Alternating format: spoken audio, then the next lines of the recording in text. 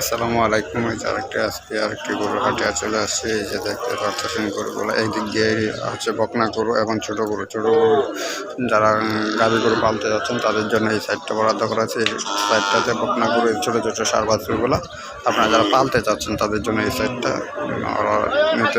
আর যারা মনে করেন কোরবানির জন্য গরু কিনবে তাদের জন্য ওই সাইডটা বরাদ্দ করা আছে। ওই সাইডটা সব বড় বড় গরু কোরবানির জন্য বড় গরু রাখা হয়েছে। আর লেনদেন করার সময় অবশ্যই আপনার টাকাতে পয়সা দেখে নেবেন।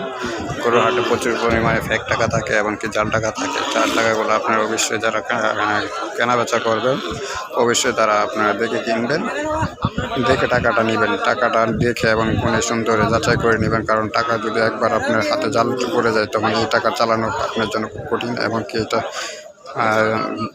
গরুর হাটগুলোতে প্রচুর পরিমাণে জাল টাকা হাত বদল হয়। এটা যারা সাধারণ কৃষক তারা হয়তো টাকাগুলো ধরতে পারে না। তারা পাইকাররা মধ্যে এরকম অনেক খারাপ পাইকার আছে, তাদের সাথে যারা জাল টাকার বিজনেস করে তাদের সাথে লেনদেন থাকে, তারা লেনদেন করে জাল টাকা। ওরা যদি 50,000 একটা 500 টাকা দিয়ে দিতে পারে তাদের এটাই লাভ। ঠিক আছে, আপনারা যারা গরু হাট থেকে গরু কিনবেন বিশেষ করে আপনাদেরকে একটু উদ্দেশ্য করে বলছি, আপনারা গরুগুলো দেখে গরু বিক্রি করার সময় অবশ্যই টাকাগুলা দেখে নেবেন। টাকাগুলো দেখে নেওয়া ছাড়া কোনো বিকল্প নাই।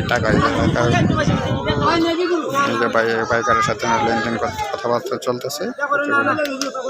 হয়তো 500 থেকে 100 টাকা লাগিয়ে এখানে কম বেশি হয়তো, তবে গরুর দাম অনেকটাই কম আছে এখনও বাজার থেকে। এখন সামনে যেহেতু কোরবানি ঈদ, এখনও কোরবানি হাট পুরোপুরি দামে শুরু হয় নাই, তবে গরুর দাম অনেকটাই কম আছে এখনও।